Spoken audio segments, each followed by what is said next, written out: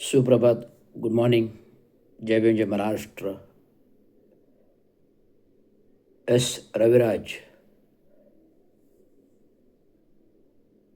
रवींद्र चांगो शिंदे, प्रदेशाध्यक्ष, Maharashtra All India Kamgar Sena, Maharashtra Municipal Karmachari Union, Maharashtra Abhiyanta Association Union, STEM Pradhikaran Union, Parivartan Kamgar सेना नाशिक, असंघटित कामगार युनियन, महाराष्ट्र राज्य एस टी महामंडळ कर्मचारी अधिकारी युनियन, महाराष्ट्र राज्य पोलीस कर्मचारी अधिकारी युनियन, महाराष्ट्र राज्य सर्व ऑल कामगार संघटना यांना महाराष्ट्र म्युनिसिपल कर्मचारी युनियनचे प्रदेश अध्यक्ष या नात्याने एक माझं महत्त्वाचं निवेदन आहे. आज देशाच्या राजकारणामध्ये केंद्राच्या असो या राज्याच्या असो, आज राजकारण हे देशाची आणि राज्याची जे भारतीय जनता पार्टी RSS सरकार उपभोगत आहे त्यांनी देशाची प्रतिमा फार धुळीस मिळवली आणि राज्याची प्रतिमा फार धुळीस मिळवली. राज्याला संविधानमार्फत, कायदा कानून व्यवस्थेमार्फत, लोकशाही तंत्र प्रणालीमार्फत सर्व लागू आहे. कडक शास्त्री आहे, कडक नियमावली आहे, कडक कायदे आहेत. परंतु महामानव विश्वभूषण परमपूज्य doctor Babasaheb Ambedkar, barrister doctor Babasaheb Ambedkar, Bharat Ratna Babasaheb Ambedkar, जगविख्यात महामानव ज्यांनी देश घडविला, संविधान घडवले, लोकशाही तंत्र प्रणाली घडवली. 1 एप्रिल 1935 पूर्व प्रॉब्लेम ऑफ रुपीज हा ग्रंथ लिहून 1 एप्रिल 1935 रिझर्व्ह बँक ऑफ इंडियासारखं प्राबल्य दिलं. या प्राबल्य अंतर्गत देश सक्षम केला आर्थिक. तो अबाधित 70 वर्षाच्या कालखंडापर्यंत टिकवला. 77 वर्ष झाली. आज 11 वर्ष, 67 वर्ष काँग्रेसचं कार्यकाल आणि आता 11 वर्ष, 77 वर्ष BJP RSS सरकार 11 वर्ष कार्यकाल करत आहे. परंतु 11 वर्षाच्या कार्यकालामध्ये देशाची प्रतिमा फार धुळीस मिळवली, राज्याची प्रतिमा फार धुळीस मिळवली आणि राज्यावर आलेलं पूरस्थितीचं सावट संकट विदर्भ, नागपूर, बीड, परभणी, मराठवाडा,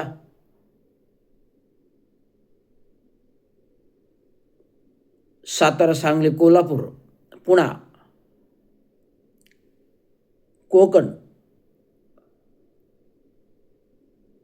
दक्षिण महाराष्ट्र, उत्तर महाराष्ट्र, पश्चिम महाराष्ट्र आणि पूर्व महाराष्ट्र या संपूर्ण महाराष्ट्रामध्ये दुष्काळजन्य परिस्थिती आवसून उभी राहिलेली आहे. आणि या दुष्काळजन्य परिस्थितीमध्ये बळीराजा शेतकरी फार मिठाकुटीला आले. हाती आलेले पीक जे उगवून आता नव्याने खरीप आणि रब्बी असे 2 प्रकारचे हंगाम असतात.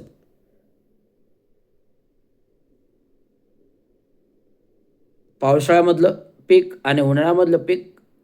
तर पावसाळ्यामधलं पीक फार ढगफुटीमुळे, पूरस्थितीमुळे रसातळाला गेलेली शेती.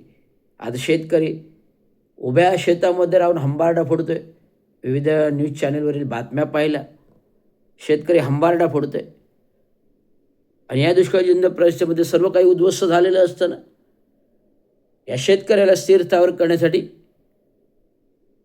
देशाचे महान नेते पितामह यांनी 15 तारखेला नाशिकमध्ये बळीराजाचा आक्रोश मोर्चा काढला. या आक्रोश मोर्चामध्ये केवळ मोर्चा झाला, भाषणं झाली, फलित काही नाही आलं. आपल्याला फलित पाहिजे, रिझल्ट पाहिजे, जो सरकारकडून पाहिजे. आज पंजाब, हरियाणा, लुधियाना इथं असलेल्या सरकारने, मुख्यमंत्र्यांनी बळीराजाला 50,000 पर हेक्टरी भाव दिला. 50,000 पर हेक्टरी भाव दिला बळीराजाला. परंतु आज 24 तारखेला राज्याचे मुख्यमंत्री देवेंद्रराव फडणवीस, एकनाथरावजी शिंदे, अजितरावजी पवार आपापल्या ठिकाणच्या पावसाळी दौरा करण्यासाठी गेले असताना माननीय मुख्यमंत्री देवेंद्र फडणवीस, उपमुख्यमंत्री एकनाथराव शिंदे आणि अजितदादा पवार हे आपापल्या विभागात पावसाळी दौरे करता करता त्या विभागाचा रोष प्रत्येकाच्या अंगलट आला. माननीय उपमुख्यमंत्री देवेंद्र फडणवीस संतापले. संतापणार ना नागरिक सरकारवर संतापणार. आज काय परिस्थिती आहे राज्यातील बळीराजाच्या शेतकऱ्याची,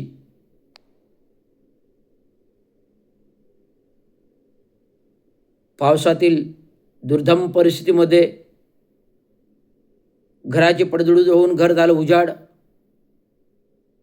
शेती झाली ओसाड, दुष्काळी, ओल्या पिकामुळे झाली ओसाड नासाड आणि घराचे पत्र उडून घर झालेलं उघडं बेजार. निळ्या आकाशाच्या छत्रछायाखाली दिवसखंडित पावसात भिजूनी हा शेतकरी आपला दिवस रात्र एक करून मेटाकडे येऊन धायड मकून रडतोय, सरकारची आर्त साथ देतोय. परंतु सरकार आज जे पंजाब सरकारने दिलं एक हेक्टरी 50,000 रुपये, त्या 50,000 वजा जाता 5 पट वजा रक्कम एवढी केवळ 7,000 पर हेक्टरी या हिशोबाने 2,000 कोटी मंजूर केले. परंतु नुकताच उत्तर बिहार प्रदेशमध्ये जो झालेला कुंभमेळा होता, केंद्र सरकारने प्रचंड प्रमाणात निधी दिला कुंभमेळ्याला आणि आता पुढील वर्षी 10 वर्षाने परत कुंभमेळ्याची तयारी महाराष्ट्रामधील नाशिकमध्ये होणार आहे. त्याला 14,000 कोटी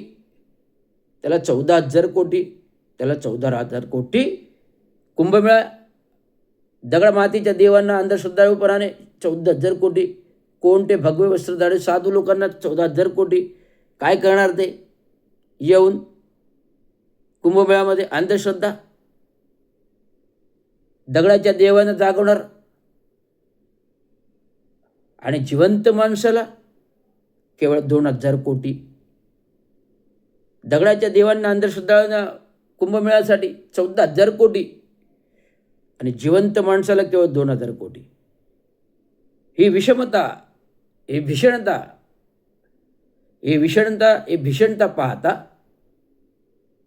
महाराष्ट्र म्युनिसिपल कर्मचारी युनियनचे प्रदेशाध्यक्ष, महाराष्ट्र ऑल इंडिया कामगार सेनेचे प्रदेशाध्यक्ष या नात्याने मी माझी भूमिका जाहीर केलेली आहे की माझा संपूर्ण कामगार वर्गाला मी एक परिपत्रक जाहीर केलेलं आहे. या परिपत्रकांती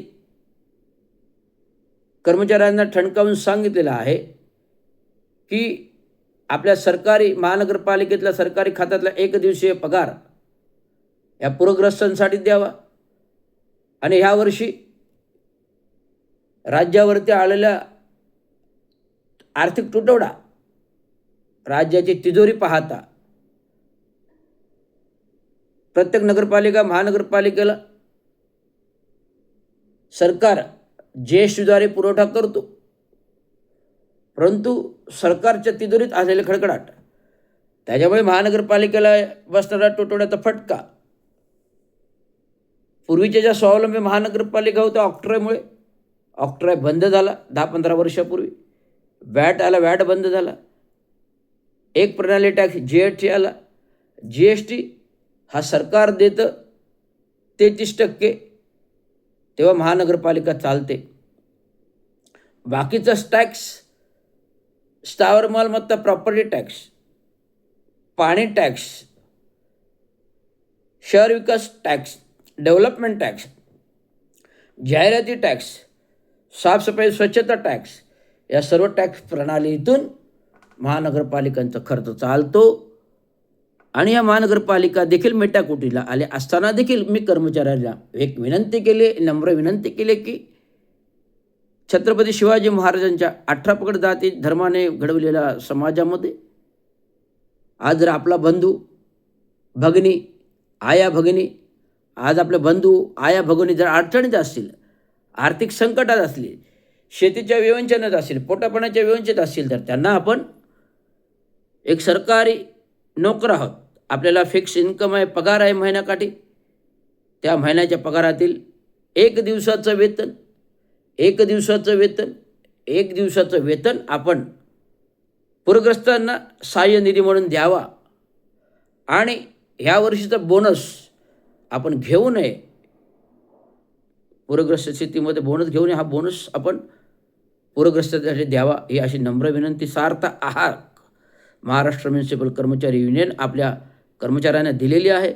आणि कर्मचाऱ्यांनी जर होकार दिला तर तसं मी आयुक्तांना, जिल्हा कलेक्टरला आणि माननीय मुख्यमंत्र्यांना पत्र देऊन जो जमा होणारी रक्कम महानगरपालिका आयुक्तांनी माननीय मुख्यमंत्र्यांना सपूत करावी अशी मी नम्र विनंती आणि आवाहन करत आहे आणि सूचना करत आहे कामगारांच्या वतीने. एवढंच सांगायचं. धन्यवाद. जय हिंद, जय महाराष्ट्र, जय हिंद, जय भारत. धन्यवाद. India unlimited digital news channel, S Raviraj, Ravindra Chango Shinde, वृत्तनिवेदक. धन्यवाद.